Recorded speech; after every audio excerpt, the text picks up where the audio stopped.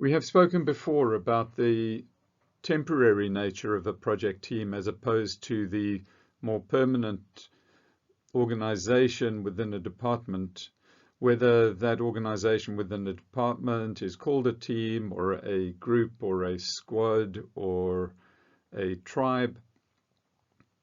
This is a project team, and the emphasis is more on it being temporary.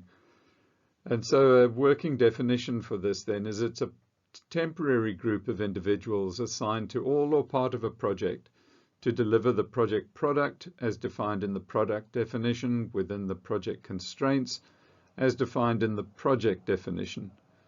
So you'll see particularly about the product definition is a Prince2 term, and the project definition again being everything around how you are going to manage your project and the scope and constraints and objectives, etc.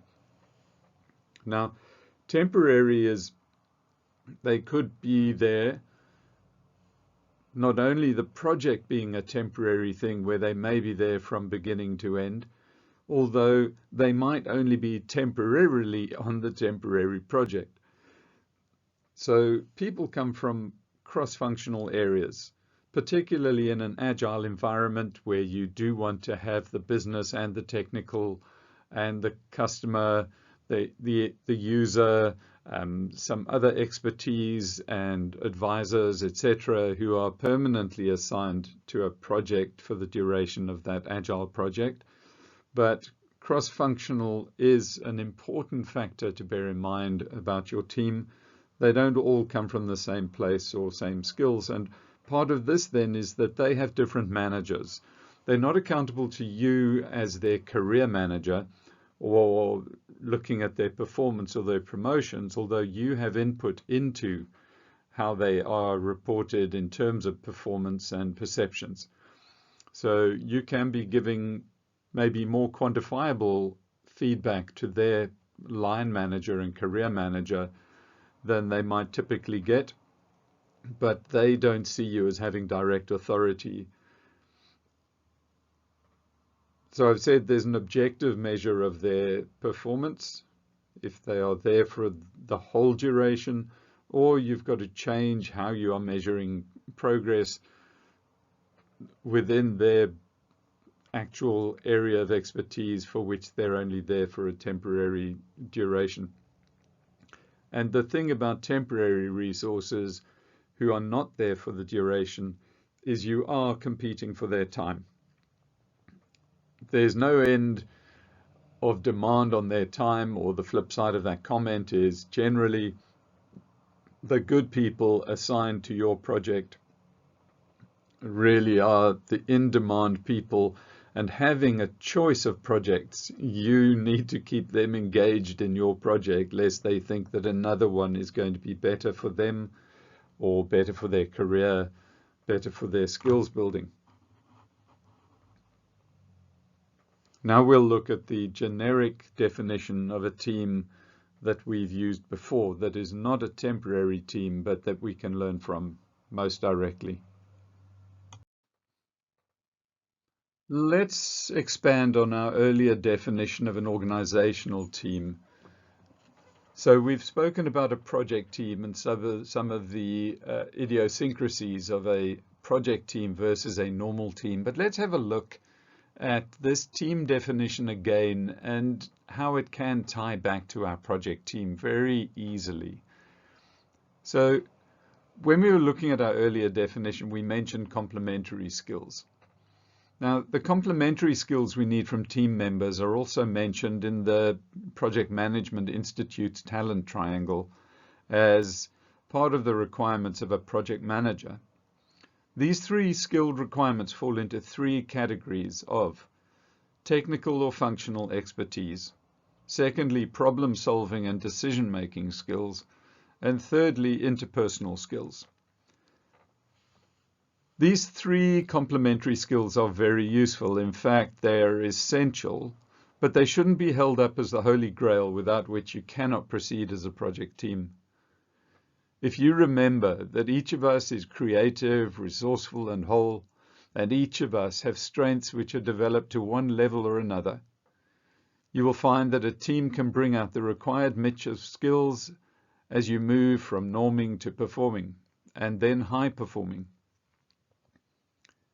In a project which is under a different type of constraint, a different kind of pace, a different kind of pressure, we often find skills that we didn't know we really had, and under pressure with people relying on us, we can up our game even more. I've seen this step change in performance under good management and bad. In one organization, when that project was really on and the expectations were extremely high, our executive did have the habit of walking around on a Friday afternoon to talk to different members of the team, taking open-ended questions and asking very insightful questions. And he would help us to close off some of the open switches before the weekend started, and specifically the weekends were when we did a lot of our technical project work. He was well respected and nobody wanted to disappoint him, and therefore we went the extra mile, and his coaching style or leadership style remained to be that which was supportive and probing, and just generally he took what he knew to pull out what we knew, and we could then rely on one another. In the same corporation, but in a different type of project, the project director was very coercive in his style. Very coercive. But people wanted to be on his project because of the project and not because of the person. He was extremely knowledgeable, and his expert knowledge gave him a certain authority which could have been leveraged without the heavy-handed approach, which was his daily approach. Truth is, many of us achieved the organization's highest performance ratings, but we didn't last more than 2 years on the project before we needed to take an emotional break. And he was quite destructive, and so you'd get your best performance ratings, you would produce results that far exceeded anything you might have imagined. And then to have a breakdown, or having to pull out, or having a third year where the performance rating is not a 1 but a 2 or a 3 is just not acceptable. That isn't leadership. That is just coercion. Carrying on with our definition, we know that the team's purpose and performance goals go together. Our immediate performance goals must always align to their purpose. You see, this consistency and alignment holds a team together, whereas a lack of consistency and a lack of clarity just results in fragmentation. And then you get people who just feel that somebody else will get the job done. Or literally, if I leave it, it'll get done by somebody else. Or if I just do it to a certain standard, it's going to be good enough. And so when you've got this clear understanding, this meaningful purpose unites the team and their ambitions. So we know that if we define boundaries and scope clearly enough, but then allow our team managers to find the way of creating the product with their team, then we know we're going to encourage innovation, and we're going to encourage problem solving and decision making. And we're going to be testing people's interpersonal skills because they're in something of a cauldron of fire. So this is something called space, or social space, or solution space. But it's this difference between spelling out exactly how you have to do it to rather spelling out exactly what the final output has to be. Then you've got people who can take it and they can come up with the best way of them delivering it, the best way of them working together. And whether they choose to work 6 days a week or 4 days a week, or they choose to rotate the leadership of the team every week, that doesn't matter to you as the project manager if that's how the team is going to make the most of who they are. But you see, they can make these decisions if they know what Prince 2 would call their specifications and their tolerances. So you get to a place where you should be, which is managing by exception. And another Prince 2 principle is that you are having clear roles and responsibilities, and that means that the team can have their responsibilities shared fairly amongst the team members. So this is actually about consistent, smart definition of the performance objectives. They make for clear communication inside and outside of the actual team. You know, in a general coaching practice, when you're working with individuals trying to achieve performance goals, you're going to break those goals down into measurable and realistic chunks anyway. You know, this is motivating for the coachee because they can see their progress and they can celebrate the small victories. They can see if they're going off track, no pun intended. They really can hold each other accountable in smaller chunks. And again, just using that individual personal life coaching kind of model is that the coach becomes a champion of their success. And the champion is also holding them accountable for their success. So if it's literally a sports coach with an athlete who's setting certain times and distances as goals for their training for some ultimate gold medal, which is in 2 years' time, that coach is holding them accountable. Other members of that athletics team can agree to hold each other accountable for achieving their goals. That team may be a national team which has one overall goal, which is a medals tally at, for example, the Olympics. So, you know, that's what we're doing when we take our goals for a project, for delivery of a product, and we break it down into these deliverable milestones, measurable and aligned with the overall objective of the project. The same team has to be committed to a common approach, and this goes to a way of working. What are the rules to the way of working, both within the team? How do we work together? When do we work together? Where can we work? How often do we meet? How much time can we spend off-site? Do we already, looking at the plan, know when we can and can't go on leave?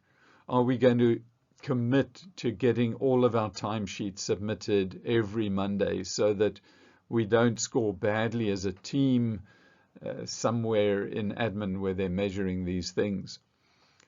Do we submit our various reports in time so that we're not going to feel the pain and get distracted by having to scrabble around and come up with a late report for something which is produced all the time, but somebody hasn't taken responsibility for it?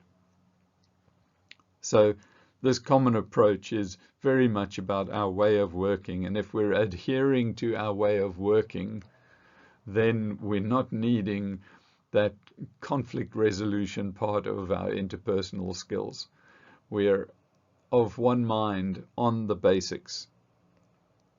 And this mutual accountability is something I spoke about when I spoke about the athlete and being accountable to the coach, or being accountable to you as the project manager, but being accountable to one another for pulling your weight and delivering the quality that is needed by the other members of the team.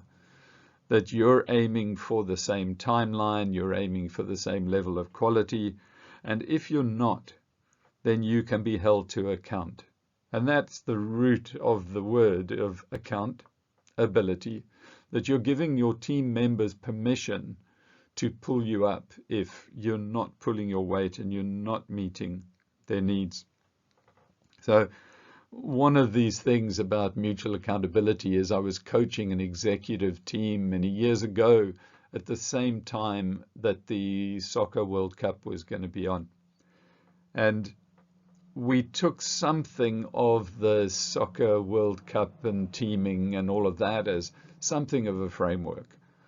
But these were still those executives who reported their results at a divisional level or a departmental level or at a silo level. And the aim of our intervention was to get them to collaborate. But they would commit in the room, they would commit at the breakaways, they would commit at the team building exercises, and then they would go away and focus again only on themselves. Not all of them, it was the exception, but if the exception was a key role and one of the roles who had the most skills that the other departments wanted to borrow, you had a real constraint within the team. And it was easy for us to have a black and white soccer ball and the executives all sign their names in the white patches of the soccer ball and to have it sit in the middle of the boardroom table. But they were individually accountable to somebody above them vertically outside of the country that they were responsible for. And so they were being driven by people who were not accountable to one another. And that drives then a behavior further down in their organization, which is not as collaborative as it could be. And so this way of trying to get an executive team was very challenging. And it really went to something in this definition that we have on the slide. Again, it wasn't quite as small a number as would have been effective within the country leadership team. Their skills were complementary at a certain level, but not necessarily complementary if not pooled correctly. If they weren't committed to not only signing the soccer ball, but actually achieving the goal that the soccer ball was really sort of aimed at. And well, did they commit to a common approach? Well, no, not really. Not all of them. Not the people who were most important. Their ways of working, ways of being measured were different. And you get what you measure. And they weren't measured on collaboration. As much as the country leader tried to have a pot of money to recognize and reward for collaboration, that didn't happen. And then again, the accountability was vertical and not horizontal. And so they knew what the country goal was, and they knew they contributed to the country goal, but they didn't contribute to one another's goal.